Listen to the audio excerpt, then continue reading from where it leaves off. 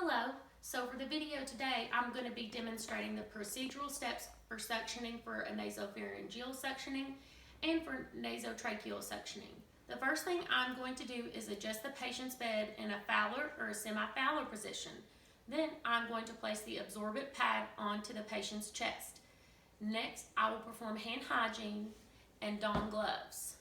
The next thing I will be doing is turning on the suctioning device and adjusting the regulator.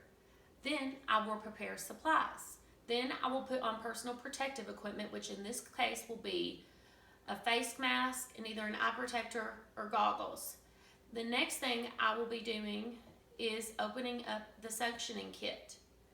Then I will place a small amount of a water-soluble lubricant into the suctioning kit. The next thing I will be doing will be donning sterile gloves, and I will do that right now.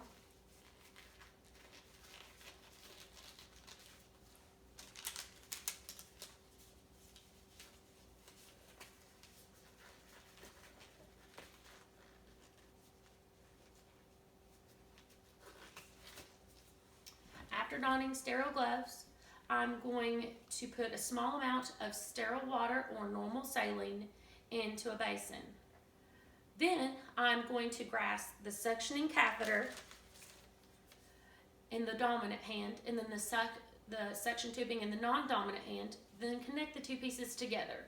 Then I'm going to check the equipment. After that, I'm going to insert the suctioning catheter into the water-soluble lubricant, and then I'm going to insert the tip of the catheter into the patient's nares till it reaches the appropriate depth.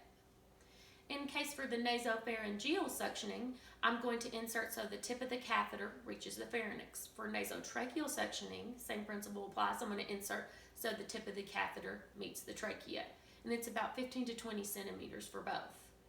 The next thing that is really important to note is that if you meet resistance, you should withdraw 1 to 2 inches until it's adjusted. Next thing that is important is I'm going to place my thumb intermittently over the suctioning port of the catheter, rotating and withdrawing while holding between the thumb and the index finger.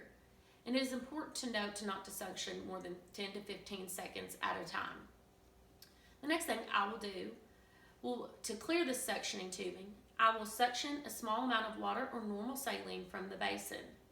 The next thing I will is to assess the patient to see if they need additional suctioning. After that, it is important to note that you should wait 1 minute between each pass of suctioning, and you should don't do no more than 2 passes at a time. During the suctioning, I will instruct the patient to breathe deeply or cough in between suctioning passes, in between the 10 to 15 second intervals. And if that is not preferable, you can also add supplemental oxygen. After that, I will clear the suctioning at the end with a small amount of water or normal saline. Next, I will grab the suctioning catheter in the dominant hand and coil it. Then, in the inside of the glove of the non-dominant hand, I'm going to pull it inside out so it goes over the suctioning catheter and tube. Then for the non-dominant hand, I'm going to pull it inside out over the first glove, and then I will discard. Thank you so much.